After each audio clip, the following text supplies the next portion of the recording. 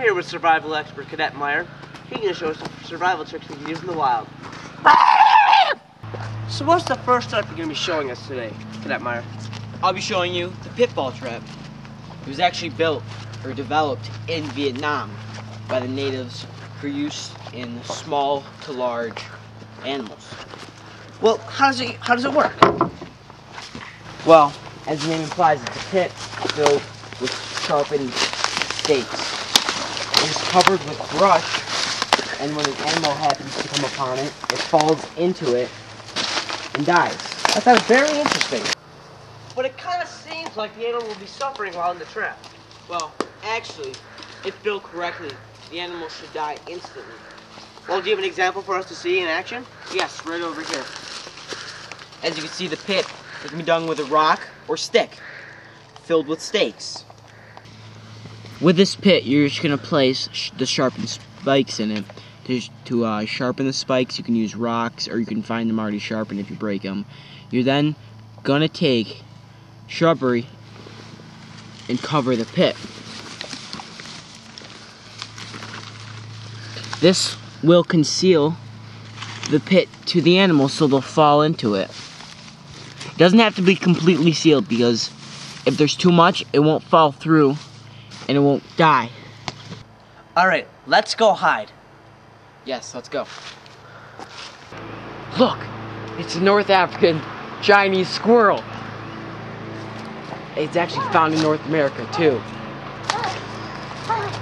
I think we got something! I think we got it! I think we got it! I think we got it! I think we got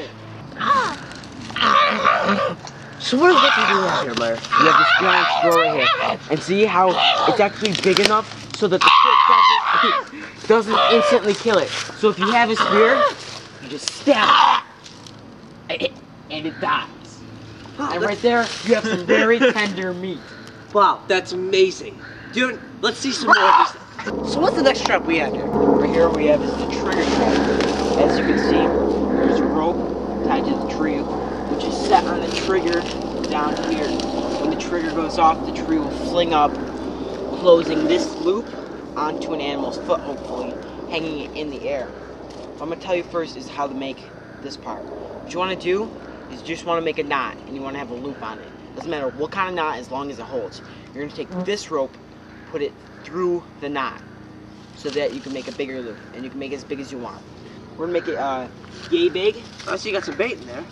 Yeah. I actually chewed some candy into some wood, so the animal has to chew the wood to get it, so it doesn't just take it. So that's about it for here.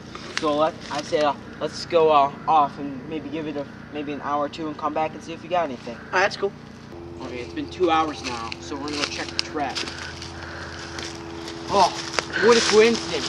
Another North African Chinese giant squirrel. See, he's actually still alive here, but he's struggling. This is what you want to do. You want to wait until the animal stops struggling. When it stops struggling, you're going to spear it. And then it'll die. That's amazing. You can see, truly remarkable. It triggered the trap probably by brushing up against a tree, which I planned for. A remote triggering, which worked very well.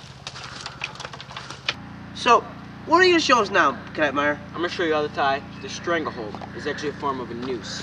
It's interesting.